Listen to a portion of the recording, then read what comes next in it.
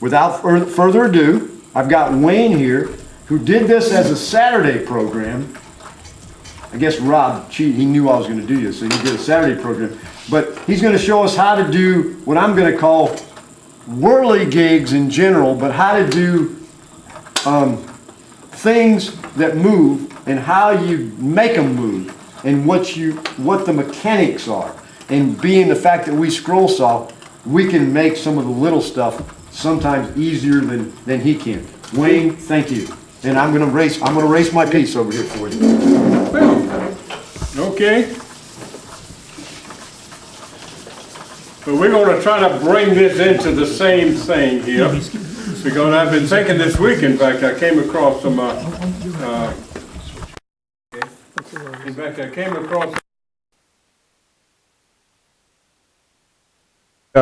thank you. About some of the intarsia that could be indeed made movable with a little bit of alteration, a thicker backboard with a hollowed out backboard, and some mechanical things that have to be, and I'll discuss that later, but it will have to be dealt with in another situation. I went off and left my notes, and it's enough to make a preacher cuss. But then, then when I moved into my home about 10 years ago, unpacking, this preacher from the nearby church came by and visited the new prospect. And we said it's really hot because it's about 95 degrees outside. Yeah, and I said, yeah, it's hot enough to make a preacher cuss. Never came back. I don't know whether it was me or he, but nevertheless, he never came back. But anyway, what do you want to make move? Now this is a point, a big point that is interesting, because a whirligig is a little different from a nostalgic thing such as this. I tell you what, Don, if you want to get here's a picture of Santa Claus's stuff here. See, it all runs around, and can you get a picture of that? Okay. This is electrically operated. It's got a little motor on it. Now you can, if you wish, you could turn it mechanically with a little crank on the back. You could, if everything being equal, put it to a propeller, and that will turn it. But this is something different. You wouldn't put this outside much. But now let me begin by speaking of three kinds of stuff that we can use. One is the whirligig. And the whirligig is a very interesting creation. It's more rustic. It's more primitive. Just cut the figure out and let that be the man. Don't worry about it. But I said, if I'm going to do it, then at least try to put some shape to it so it looks like a man and not just a cut-out figure. But I think the chassis is the important thing, and with a whirligig, let me just draw a picture of your typical whirligig chassis, and then I'll show you the way I did mine. From the end shot, it's sort of like this.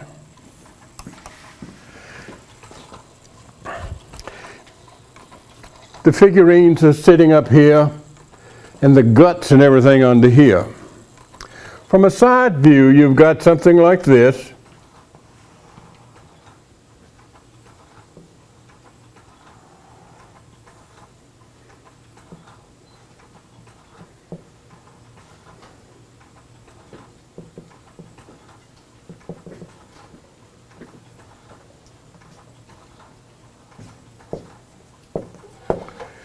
Now, and of course, when the propeller turns, it turns the shaft. The shaft is made with angles, sort of eccentric gears, you know.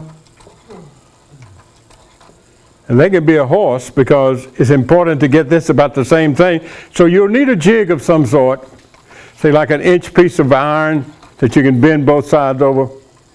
And then connected to this, is a shaft which goes all the way up to here and activates an arm or leg, and when that goes up, the arm goes up and it moves around.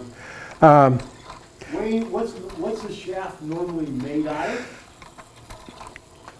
I have seen 1/8 of inch rods.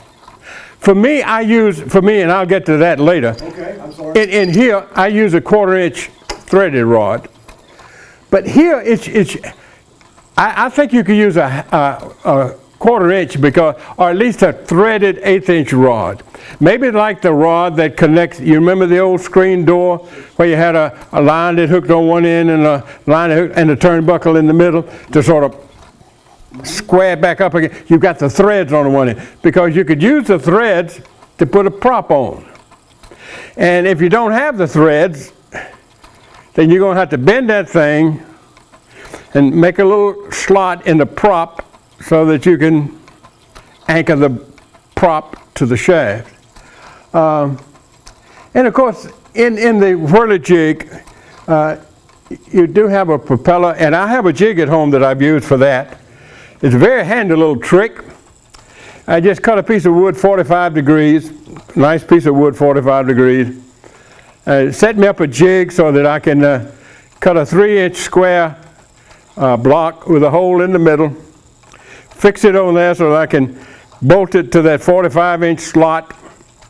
No problem, no safety issue.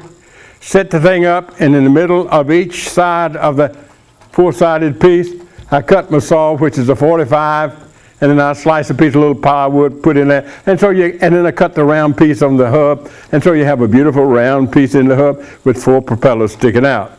And it's usually about 45 degrees, and you could use any size you want. You can make a 6-sided propeller or a 6-sided hub with 6 blades, or even 8. It's according to what you want. And of course, with this, what is going to determine everything is the power of the wind. Now, the wind can really turn this sucker up. You get a good wind blowing through there, and it'll really turn the prop pretty quick. And the young man who made the one about the KISS jig, I suggested, because he had this cut here, you know, and someone other fixed it. I suggested that he take a piece of wood, a 1x4, put a groove, a dado about the width of the shaft, all the way across, about halfway through the piece of wood. That is the width of the wood.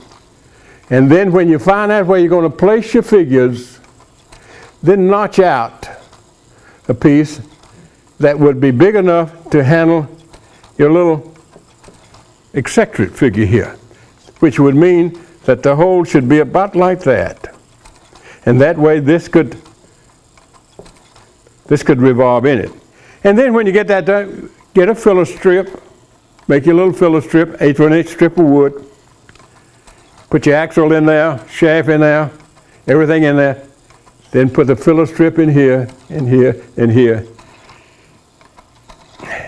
I don't like to glue things because if it ever breaks, you're going to have a heck of a time. But it's going to be hard. You could tack it in, I suppose. But somewhere along the way, you're going to have a problem because you got the axle right underneath. But you could tack it in. But that's one good way to hide it.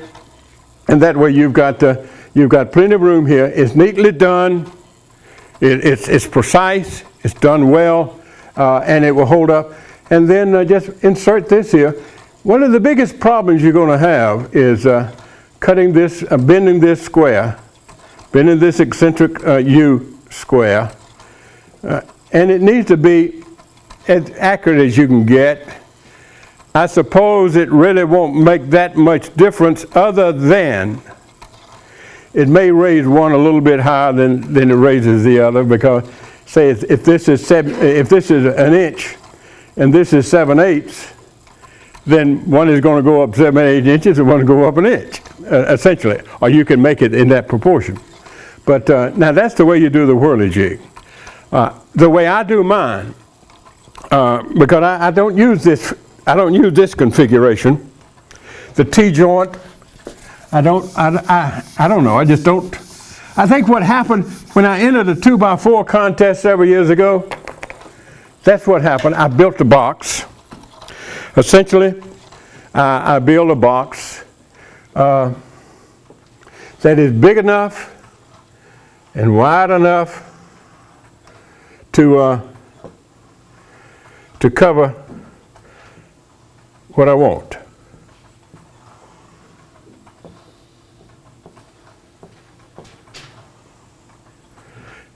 By the way, I've been accused of being an engineer, but I'm not an engineer. But I love this kind of stuff, figuring out how this thing works and how you can get it to move. I'll make a box and then I'll put a lid on it. And then on the lid I'll have my action. The way I did mine, and this is a rough pattern, I usually take a 1/4 inch piece of plywood and make a chassis that attaches to the bottom of the piece of wood that goes over it. Now you're always working upside down. And so you got to realize that. You're working at it this way, but it goes this way. And I found that this works great. And what I used to do, I'll take a piece of wood, 2 pieces of wood, put them together pretty tightly so that it's pretty accurate. Then just drill a 3/8 inch hole through the thing. And then they're square, they're plumb, they're equal. And then I mount them with a screw onto the 1/4 inch plywood. Because here again, if you're going to repair the thing, you got to be able to take it apart. And if it's glued, you're going to have to knock it apart and start all over again. And so that's the reason I use mine with a screw on there. Ace Hardware over here at Handy Hardware, they have, I believe they call it, nylon bushing, flange nylon bushings, which 3/8 inch OD, 1/4 inch ID with a flange on the outside. That's good. If you're a tight wad and you don't want to mess with that, then found a pin at Hampton Inn last night in Griffin. We don't know anybody like that. That thing will slide right through there. So you got your bear. Now, Tommy and I talked about this threaded rod business 4 or 5 years ago.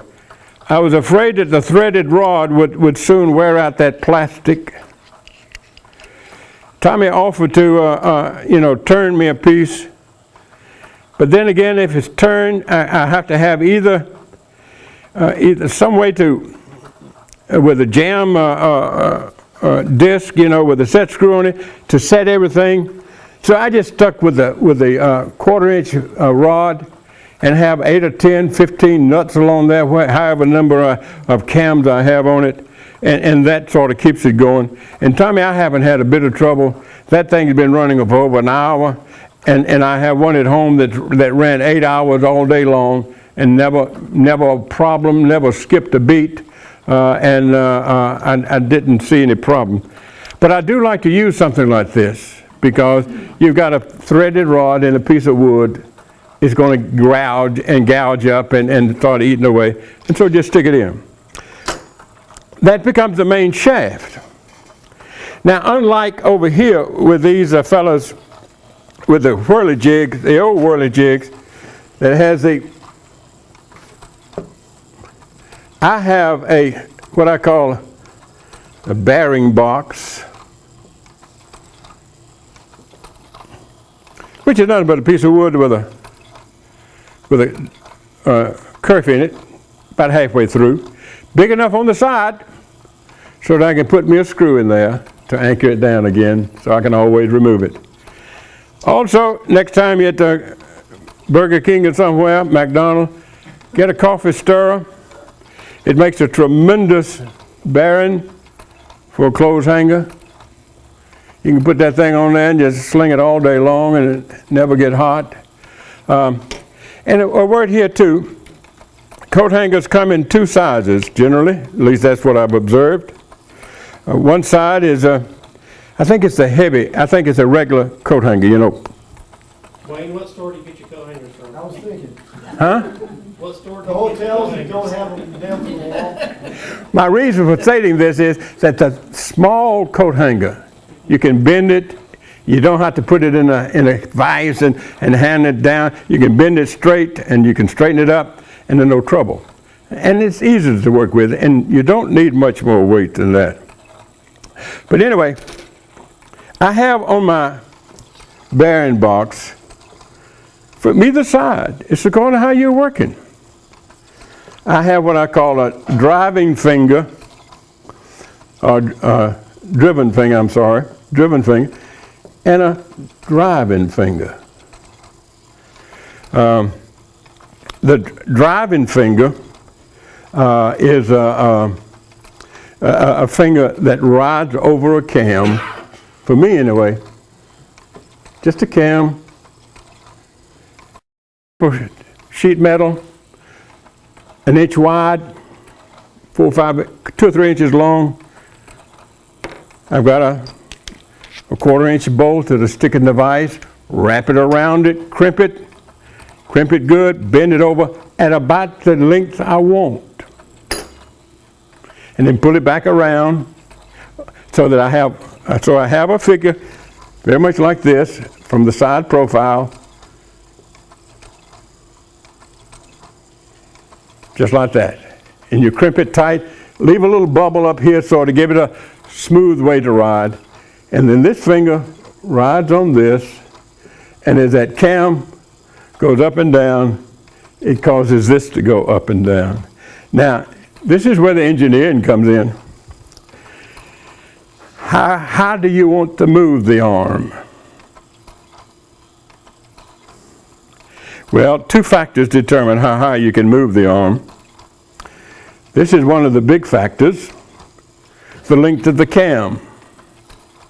But also, if you have let me do it this way, if you have a drive shaft here, and you have a cam like so, I have found that the best procedure is to have that bearing block right over here. The closer I can get this thing to the cam, the shorter the length is. And the shorter the length is on this, the farther up this goes. That's geometry. I learned more geometry in this thing than I ever did in high school. So if you have an inch here, it moves an inch over here, 2 inches, 3 inches, as much as you want. And so that's the important thing. This is like this. But one good thing about this is you can work it on either side. You can work it on this side or you're working on that side. You could make one common piece for actions close like this and feed one off of this side and then one off this side. You could do that. But you would need to be certain that they're far enough apart that any of the wiggling and the slipperage won't ram each other and mess each other up. But that way it will work fine and it will operate quite efficiently. Now, you'll notice with my Santa Claus here, this is called Santa Claus taking a bath, getting ready for the trip. And I've got him scrubbing his shoulder with a brush, soaping his beard with a bar of soap. And mercy, that's it. My rubber duck and my rubber ball is revolving. These two are going the same way. Up and down, up and down, up and down. But the yellow duck and the rubber ball are going this way. And this is the challenge here. All right, now, how are you going to do that? Because remember that with this whole thing, you've got this kind of action. You've got I don't know what the engineers go. what that lateral action, Jerry, is that what it's called? Something like that. Anyway, these engineers, you know, you got circular motion, you got lateral motion and all of this stuff. Anyway, what I'm trying to say is that your axle turns this way.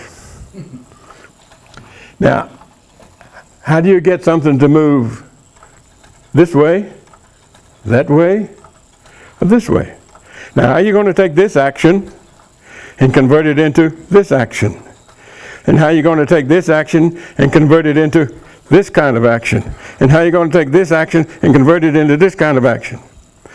I have found in my stuff that it's all according to how you bend the finger here. For example, if you go at it from one angle, and I brought this along as a case here. If this rod's on the cam, that goes up. If you turn it this way and fix it this way, this rod's on the cam, it goes like this. Now on my rubber duck, what I did here, I had it like this. This rolled on the cam, and as it did, it wiggled back and forth across here.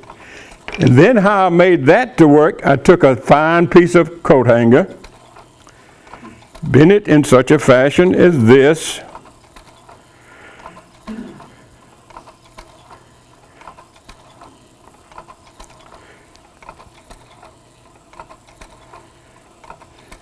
like this. Let me show you a picture here.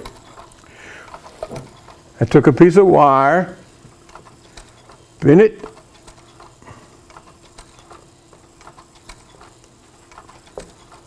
rubber ball on that. This goes through the chassis with my straw for bearing. You know, this is high-speed stuff, high-tech stuff. And this rod, this piece here, that wiggled back and forth, went through this. So that whenever this moved this way, this moved that way, or vice versa. And so it has this back and forth motion that way. And it's been doing it forever like that. And what I found out too, here again, if that duck comes off, I'm going to be in a mess. And so what I do, I put some Elmer's glue on the metal. It ain't going to stick. But it'll stick hard enough so that if I need to get it off, I can grab it and twist it. But it won't fall off, as it would be. And if I'm worried about it, then I'll take that shaft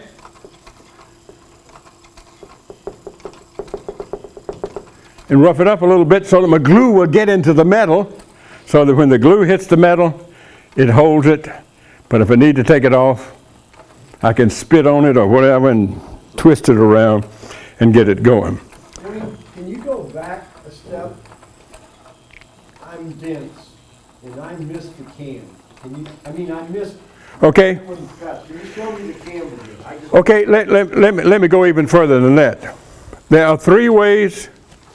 I think there are three ways that you can do it. I've used three of them.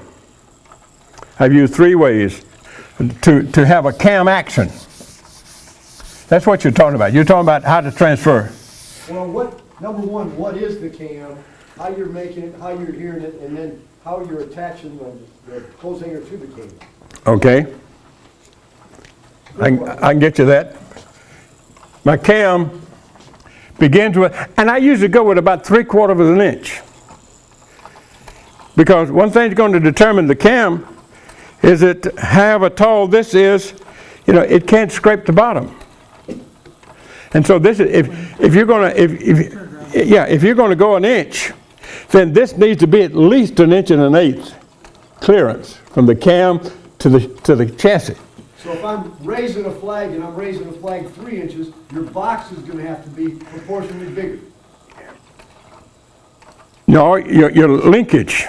And see, now you're talking about your arm. If you have a pivot point here, that's going to raise it one level. But you have a pivot point here, it's going to raise it another level. And if you have an angle and you got it, you can't have dead center.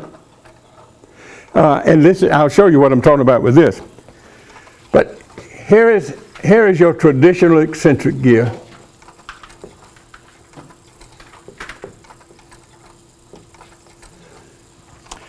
What I use is a fender washer, and then toward the edge of it, I'll drill a little 1/8" hole in there, and put a little 1/8" bolt in there. Put a piece of tubing over it, and that's my eccentric gear. And then I have a rod that comes. So, but I have to solder also a nut here. I solder a nut there. And then I have a jam nut here.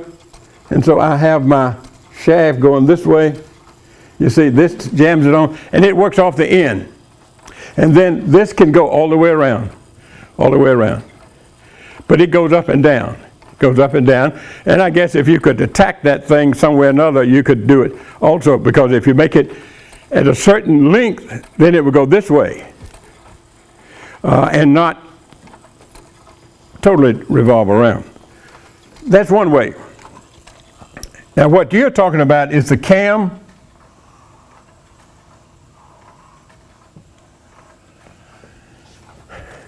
And that's usually about 3/4 inch wide, 1 inch tall, and I squeeze that stuff together, but on the end I sort of have it like this, you know.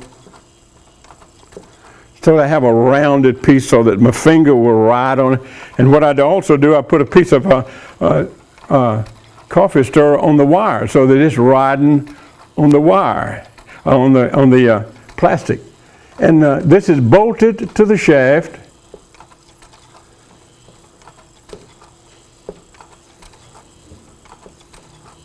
And that way I can adjust it any way I want to.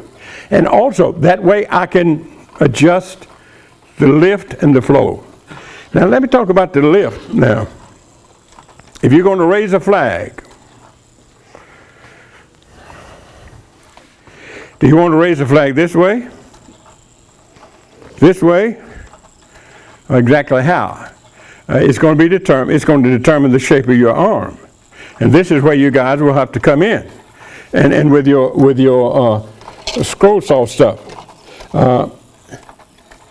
This way you shorten the distance somewhat. If you have it straight out, you have a little more distance that you can work with.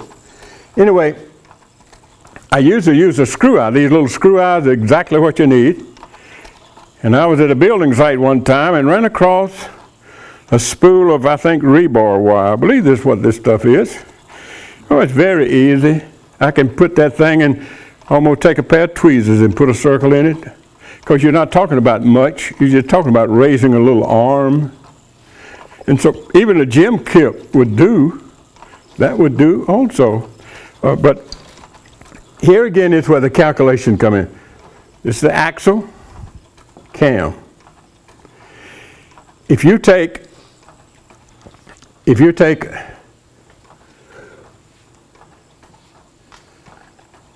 driving finger as close as you can get to that angle, that cam as you want, you're going to have 1 inch. You're going to end up with an angle 1 inch, and then take it across here, and then you're going to extend it up 2 or 3 inches, and that's going to raise it up over here. Now to do this, you know, you're going to have to do some trigging. Your best bet may be to have the flag over here and not over here, because this way you can run the arm over there, get 3 or 4 inches, raise this. But if you have it here, you're only going to raise it a couple of inches. You see what I'm talking about? Here you're talking about the geometry again. Here you're talking about the difference. And if you want to see how this thing works, here is my protractor, and here's where I figure it out. And you know, it worked out all right. Draw me a line, right like that. Come in 1 inch, up and 2 inches. All right, then I drop this 1 inch, come in 1 inch with another one. All right, come in again with a longer one. And so you see how you can measure the lift by just doing that. Does it make any sense to y'all? You don't have to use a protractor. You don't have to be an engineer. You don't have to be a Georgia Tech graduate to figure that out. Just take a calling card and keep twisting the thing around. And you can figure out, put a 1 inch, make this 1 inch, make that 1 inch, 2 inch, 3 inch, 4 inch. And just see how far it moves. And it's easily done. It's easily done. You don't have to be an engineer to do that. And that's what gives you your lift, Hun. That's what gives you the height. And then when you connect this piece right here, when you connect this piece to an arm, this needs to be vertical. By that I mean it needs to be up, straight, the finger running over that, which would mean then for your arm to go at its maximum height, it needs to be up, and you take from the point of your eyelet on the arm, when the arm is up at the height you want, and measure from that point down to you measure from the point where that is down to the length here, and you come up with a standard figure that this length needs to be 3 inches. But it has to be all maximum. If it's not up at the top, and the arm is not extended, and you measure from that point to this point, then you're gonna have a jam. You cannot work off the bottom and then work off the top at the same. You've got to work either on the bottom, have the arm down as far as you want it to go, and have no action whatsoever on the cam. And then when it moves, the cam will move the arm up. Or else go all the way to the top and have the action all the way up to the top. And then that way it will move up and down. Does that make any sense? That's engineering of a sort. Now, one of the problems with this is it's up or it's down. It's up or it's down. That's it. And what I've done here is I'll cut with my hole saw a piece of plastic, 2 inches, thereabout, and then I'll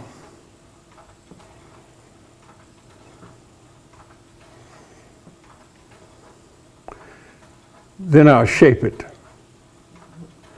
making certain that these are rounded,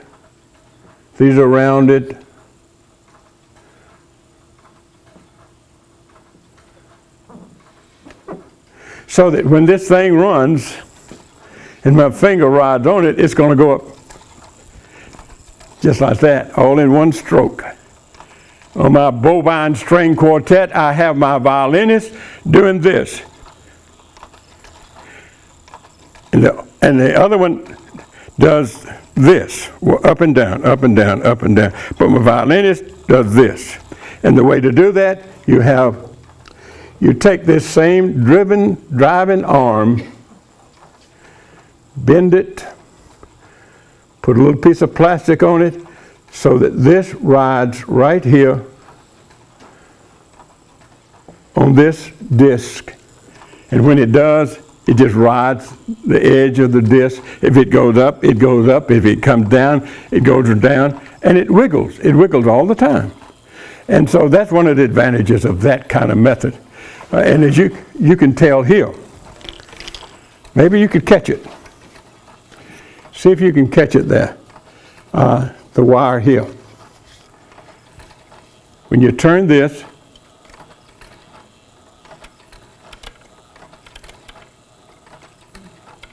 see, it goes up and down, up and down. Otherwise, it would go up or it would go down. Hold it back up there again. See here? I didn't catch it before, guys. I'm sorry, I'm slow. Uh, Rotate it that way, Wayne, so the camera can get it. okay, let me get it tight. Lights are coming down. Well, I wasn't seeing it. Was I the only one? I think he's about to catch it. Okay. I believe that, oh, darn it. I didn't bring my wrench for this darn thing. Okay, let me get over here, Don. Here is my driven finger, driving finger.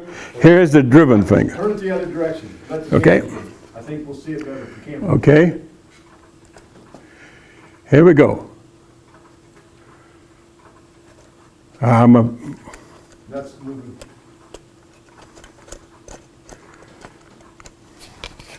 You know what I mean now when I'm talking about enough to make a preacher cuss.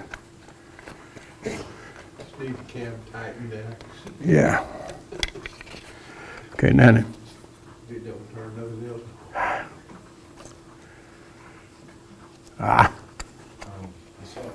Still can't get it. Players or something? I think there's some tools in that cabinet back there. This is another Open?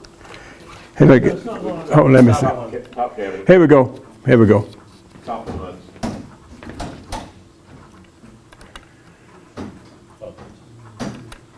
How's this working now? You working now? Yep. You got it? See how it wiggles? Because it's riding on that thing. And the piece of wire that's loose on that side is what you would have attached to something Yeah, above. yeah. That's it. And that's the way Pass that's, that around. Pass it around. okay? Now, that essentially is how this thing operates. And so you pick what is best for you. You pick what is best for your project. Now, here's a man that I've been working on. This is for fun at the beach. I still haven't got it done yet. The idea is this is fun at the beach. I got a boat that's stranded in the water, and he's trying his darndest to get the motor cranked, and he's jerking on the thing. Fun at the beach. That's what people go to the beach for, to get out and try to crank that darn motor. And I had it fixed up. It would go this way. This over here would be holding down, or holding the motor, and this would be doing this. Now, when I make these things, I start out, I figure about 1 3/8 square. A good piece of 2x4, 1 3/8 by 1 3/8, creates a good body. You can round it off. And if you want to know how big the head ought to be, measure yourself from head to toe, from your shoulder to your head. If it's let's just say you're 5 feet tall, your head's a foot tall. Therefore, if you got a 5-inch man, the head ought to be 1 inch. Any question about it? You got it? So use it. Yeah, Have an anatomy book that'll tell you the proportions on the body size. yeah. Oh, there are formulas. There are formulas, but I always go with that, you know. Hey, if I want to know whether this arm is long, I'll measure my arm and measure my height. And if this is 33 inches, and I'm 72, 75 inches, then my arm is almost half my height. And my thigh to my knee, and my knee to my foot represents 3 feet or so, or a little more. And so my thigh needs to be an 1.25 inches or so, and my leg needs to be, a foot needs to be 1.25 inches. That way you can, it's close enough that it will fall in place. Now on this, and of course you have to, there's no problem here. There's no problem here because this is strictly an action. The problem here is that with this, you've got this action here. He's pulling that rope on the motor down. And I've already got the motor figured out. What I did, I built a little box like for the motor. And on the inside, I put a piece of plastic tubing. And what I have a rope, a nylon cord through the plastic tubing, going all the way down underneath the base, and I'll put a little weight on that thing so that it will always be pulled up, and I'll be counteracting the weight, and I'll be pulling it down and I won't need anything to move it back up because the weight of the weight will pull it back up. But now the question is, how are you going to attach that thing? I'd even thought about attaching it somewhere up here on the back. So that, and of course, here's what dead center works. If you get that thing on dead center, it ain't going to work. And by that I mean, there is a point somewhere along the way. I can show you very clearly what the dead center is on this disc here. Dead center on the disc is when your driven part is up there and it's straight down. You have nothing. Railroads, the old steam engine was like that. If the arm was parallel, it won't work. But if it's up like this, then you had some power.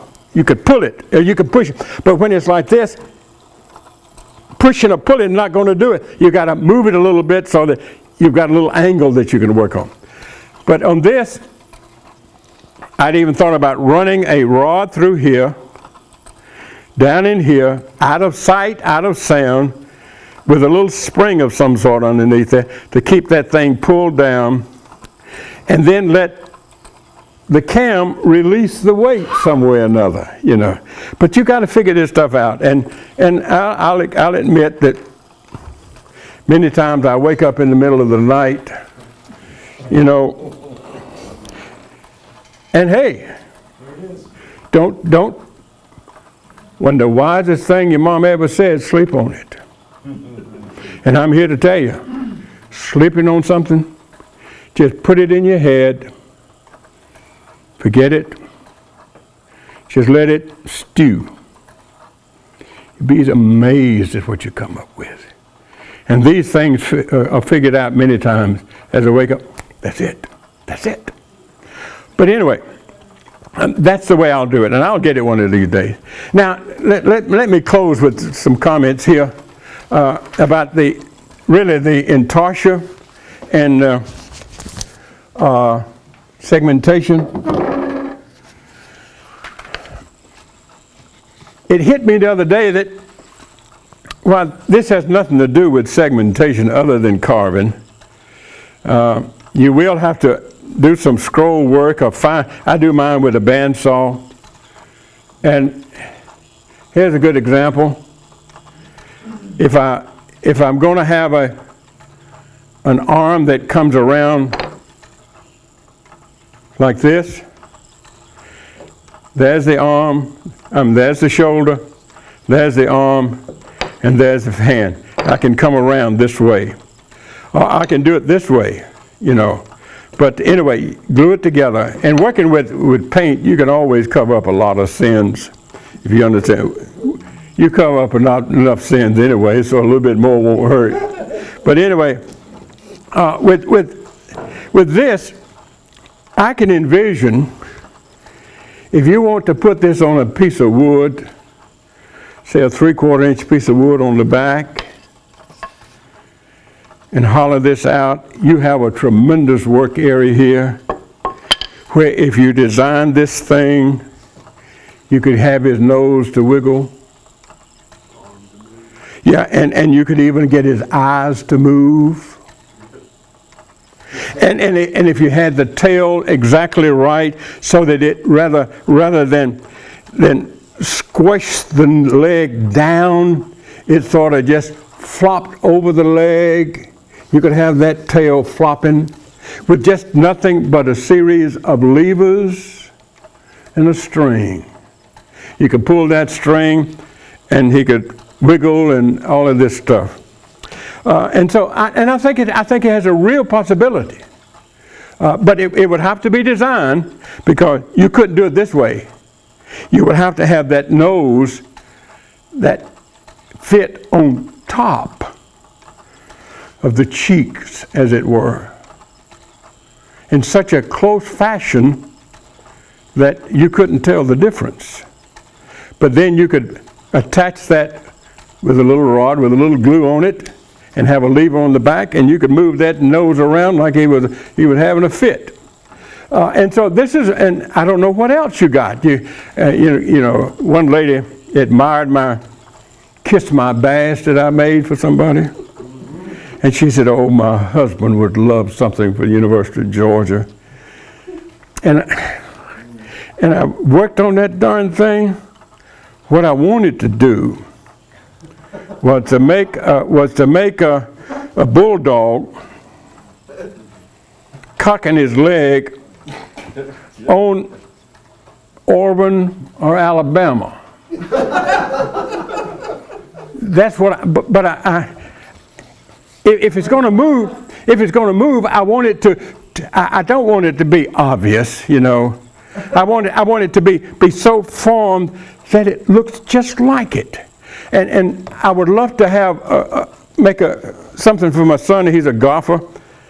But how do you make the wrist move? The only way you can make the wrist move so that it doesn't look like there's anything going on is for the cut separating the wrist, the waist from the body. It would have to be round, almost equally round, so that when it moved, there was no overextension. It would be just like two pieces of wood moving together, you know. At least there would be no obvious break so that it looks like, well, that looks like a rinky-dink piece of stuff, you know. But there's a point at which it'll come one of the days. I'll get it. But I still can't get that dog's lifting his tail and whatever, lifting his leg, you know. But one of the days it may come to me if I sleep long enough. I think I can do it. But this could be done. You couldn't move this hand unless the hand was above this. Because if you had it, you know, the wrong way, then as the hand moved, you would see where the hand was supposed to be. And you don't want that because that would be cheapening the thing. But you could, it would have to be more three-dimensioned than it is now, because this is almost just like surface. It would almost have to be half-dimension, half of the body, you know. But I think this has potential for the scroll saw group to come up with anything. You couldn't, you would have a hard time with an eagle on a, you know, three-dimension, because you only have one arm out there, and that would be obvious. But if you had a three-dimension, if you had a full carved bird, you could fix it so that the wings would move, and it would be in harmony with everything else. But I think that there's a lot of potential there that could be explored. Don't hesitate to ask any question, because I'm fixing to end up in just a little bit. Hey, Wayne, Yeah. give us an idea of the names of some of the ones you've done. Well, Give us some idea of different things. I think we can all have visions and sleep on them. yeah. Okay, this is getting ready for the trip. My wife named that. This for a 2x4 contest. And this is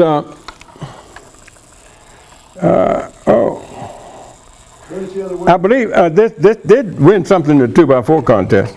I don't know whether it. We can see the bottom through the camera. Yeah. Then we can see all those cans. You see the mechanics of it. Go in 1 second here. You see here? Turn it the other way. Turn it to him. Yeah. Turn it away from the camera. Oh yeah. Turn it to the camera. Turn it around. There. One thing I wanted to mention too, I failed to mention a while ago. The way to hook the motor, and what I got, and my source of motors I think has depleted, so I've got to look at somewhere else. That's a, you know, display motor of some sort. Costs a couple of dollars, which no problem. But the way to do that, take your shaft, make your frame for your motor, try to get it lined up. Get your 1/4-inch piece of plastic tubing, slide it on here and slide it on there. And now you got a flexible coupling. that will do the trick. And that's a flexible coupling there. But see, let me see what happened. Yeah. And weight is a problem. Let me see that, Rob. Weight is a problem because you work off of weight. Now, sometimes I have to put a little more weight either on this side over here or this one over here, because the idea is for this thing to ride on that disc. It's got to ride on that disc. So it has to ride, you want to make sure, so the disc doesn't all of a sudden that rod gets. You got to ride on the disc. Now with a whirligig on a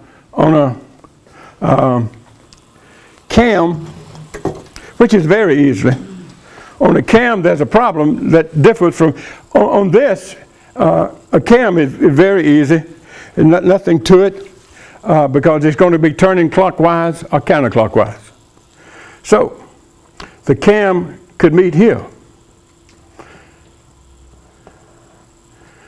No trouble, even there.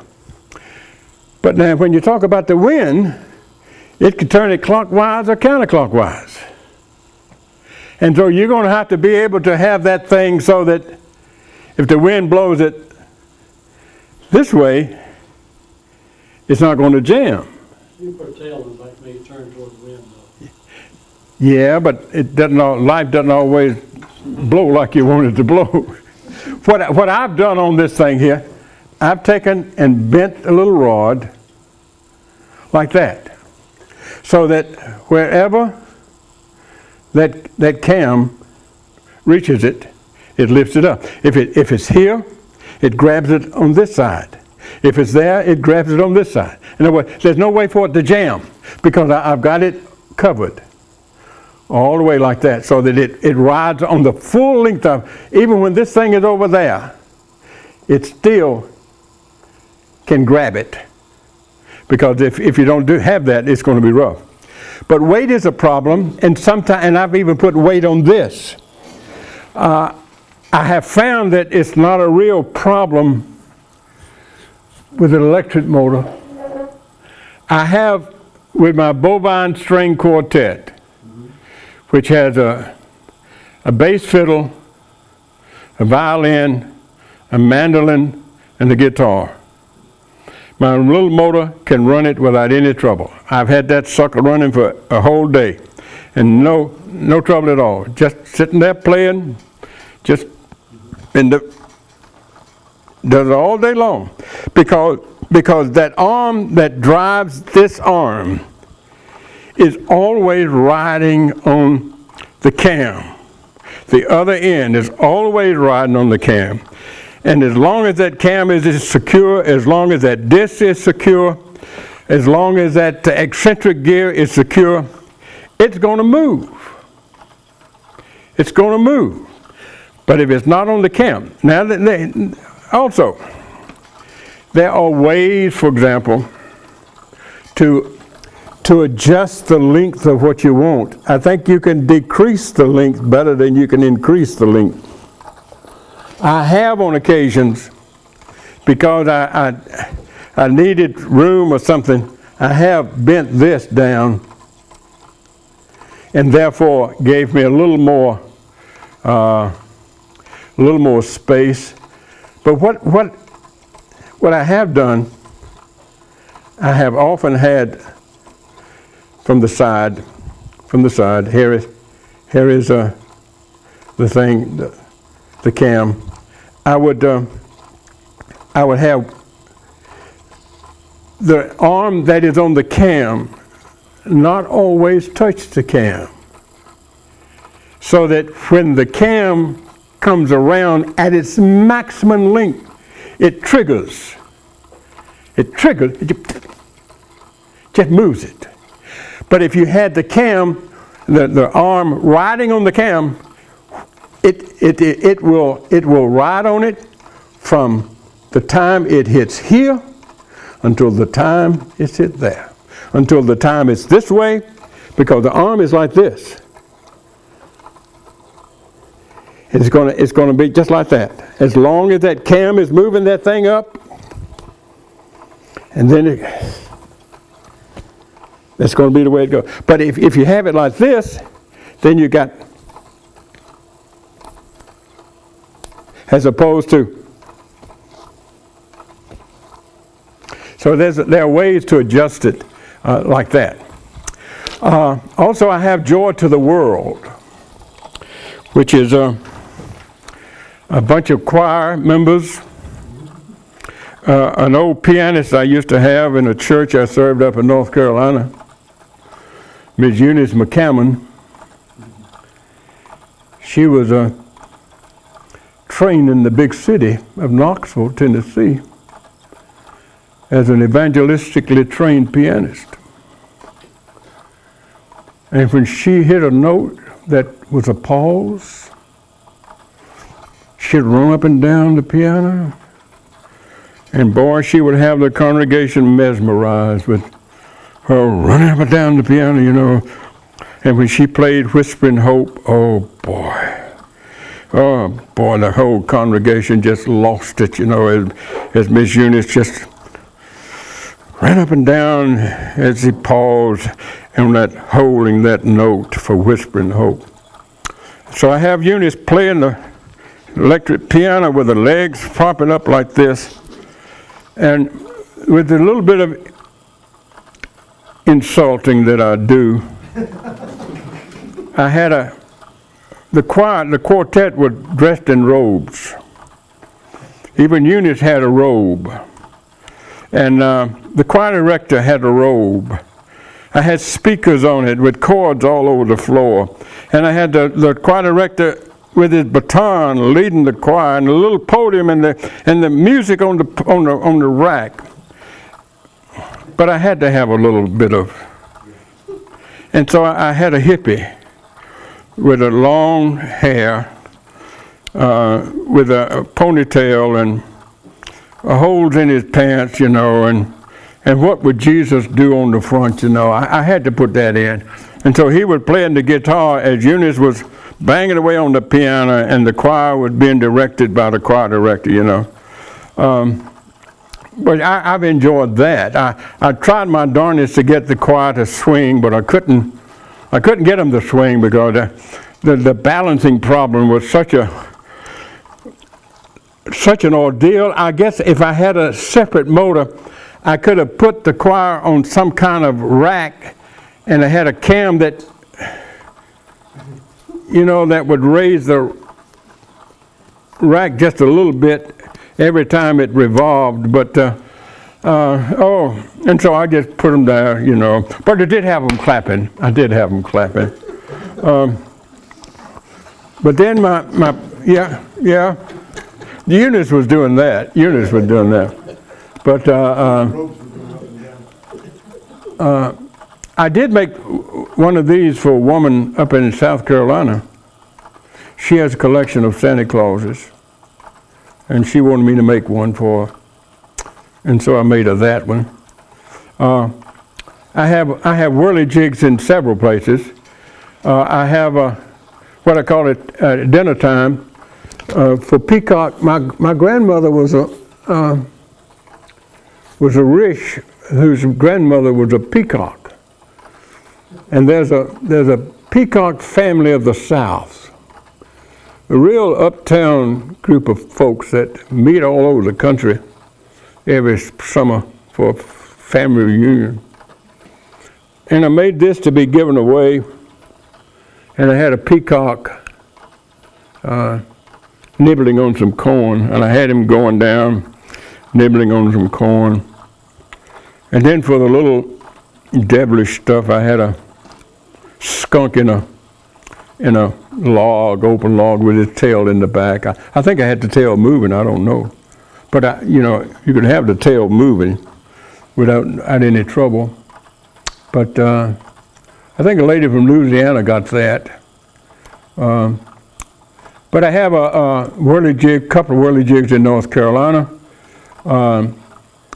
The big game hunter was for a woman whose wife worked in our office in North Carolina. And he was a game hunter, or at least a hunter. And so I had him dressed up in a camouflage outfit, and he was out perusing the woods and came across a squirrel and blew it away, and I have the squirrel flipping over and as he raises the gun, and the squirrel flips up, and he flips over. And then his son is a cop, and so his mother wanted me to make him a whirligig, and so I called this Tick 'em Up. I used the bank building over on 78. It was an old South, no, old Wachovia, I think. Yeah, old Wachovia Bank. It's on Park Place East, you know, simple thing, you know, or, you know. I used that as a placing of the bank, and I had a robber that was coming out with a you know, bandana over his nose and a couple of bags of money, and I had the policeman there, and he would raise his gun, stick him up, and when he did, the robber would raise up and the bags would flop, you know, and raise up, you know. And also I have this same lady has a home up in Alaska, and I made her one on fishing on the Kenai, in which they were trying to land a big salmon, you know. Sort of like my Kiss My Bass, that is more for the local stuff. But I have a couple at home. One that I'll probably keep. It was my prize winner down in Georgia. It was the best in show at the Georgia National Fair, and it was it's called The Boring Sermon, and it was the first thing I did, and it was very primitive, and I mean, it was just rough, you know. My first carving ever did. You can look at Santa Claus and tell I've come a long way since I first carved that gray-headed preacher that was preaching the boring sermon. You must have not had a good model. Well, I don't know where I got that idea from, but anyway, what I had